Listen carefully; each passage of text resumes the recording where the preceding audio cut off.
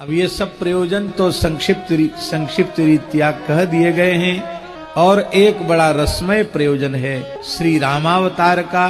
कौन सा प्रयोजन? विवाह लीला का मनोरथ, दुल्ह वेश का मनोरथ। मेरे मिथिला देश में हरिधारे दुल्लह वेश, याते यही उपासना चाहिए हमें हमें।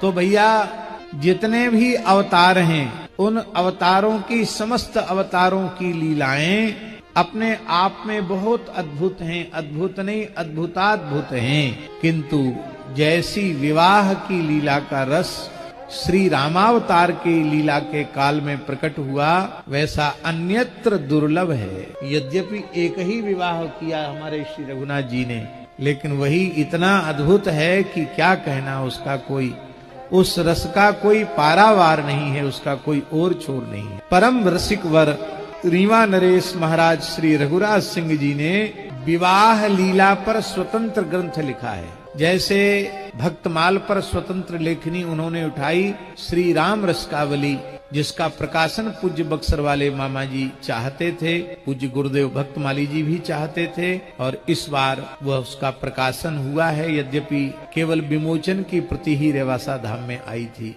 अब कुछ ही समय बाद प्रचुर मात्रा में राम रसकावली मूल सभी प्रेमियों को उपलब्ध हो जाएगी। और श्री ठाकुर जी ने चाहा तो अगली बार श्री रघुराज सिंह जी का श्री राम स्वयंवर भी प्रकाशित हो जाएगा। महाराज जी, जितनी मोटी ये रामचरितमानस है, इतना मोटा ग्रंथ है केवल विवाह उत्सव पर।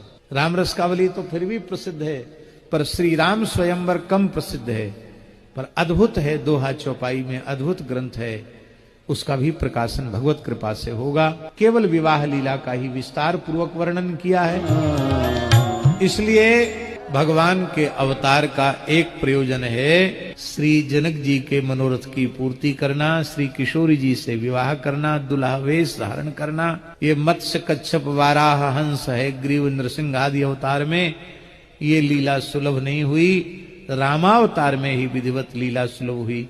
इसलिए सब प्रेमियों को कृतार्थ करने के लिए भगवान ने अवतार लिया है।